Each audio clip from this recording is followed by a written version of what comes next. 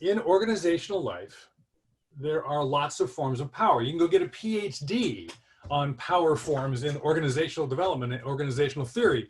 10, 12, 15 different kinds of power. But again and again and again, the two big dogs that rule the roost almost 90% of the time in 90% of the situations are authority and influence. And authority is the direct power to make decisions and what have you, and influence is on that. And the key thing to understand is influence always acts on authority.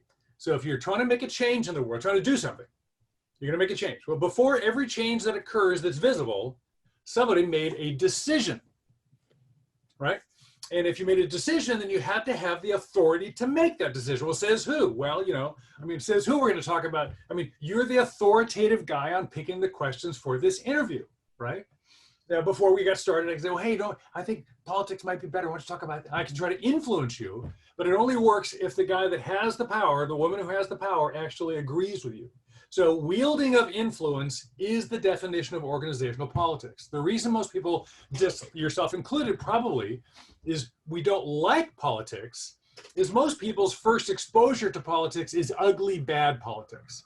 People behaving badly, people trying to influence for personal gain, not for organizational health. And so we learn the yucky stuff and we get a contact reaction against it. The truth is 95% of political activity, small p, the wielding of influence is done healthily on behalf of let's try to do the right thing, right? So for instance, I've started becoming the outside guy at the Stanford Life Design Lab. Bill's very much the inside guy, still has a full-time Stanford job leading the design program. So I'm not running the lab anymore. Kathy Davies is running the lab and Bill's directing her and that team. Now I'm still pretty influential because I helped write the book and I thought the whole thing up, 20 years ago. But nonetheless, I've got to convince Kathy and Bill, hey, should we be adding a character module to the course? And if so, how do we go about that? Then I have to go to those people and wield my influence on behalf of doing better work for more students to help them live lives of joy and authenticity. That's not a nasty thing. So if you understand that, then pretty much you get this 2x2 matrix, which is people who have influence and people who don't, and people who have authority and people who don't. So you've got influential authoritarians, people who have power, formal power, and people listen to. You've got influential non-authoritarians. That's me at Stanford right now. I have no authority at all, none, but I'm pretty influential in this one little area.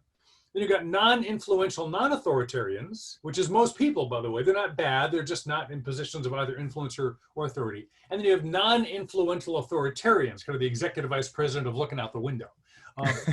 People get kicked upstairs. And so when you think of it just in those terms, who has influence, who has authority, who has both, who has neither, you can quickly sort any population of people in a workplace and realize how does it work. And the way it works, by the way, is you gain influence by adding value, doing something people think is worthwhile, and then having the powerful people recognize that. So let's say after this conversation, Aiden goes, boy, those guys ask really, really good questions. I like their, I should put them on the interview team. In fact, I should run all my questions by Bill from now on. I think I want to do that. You just decided to make Bill influential in your podcast. Gotcha. By virtue of your recognizing the insight, let's say the third time he goes, well, Aiden, that's a really good question. But I think what you're really getting at is, then he reframes your question to a much better question. He says, oh, I wish I'd asked it that way. He does that 3 times and you kind of go, I'm going to have him improve all my questions.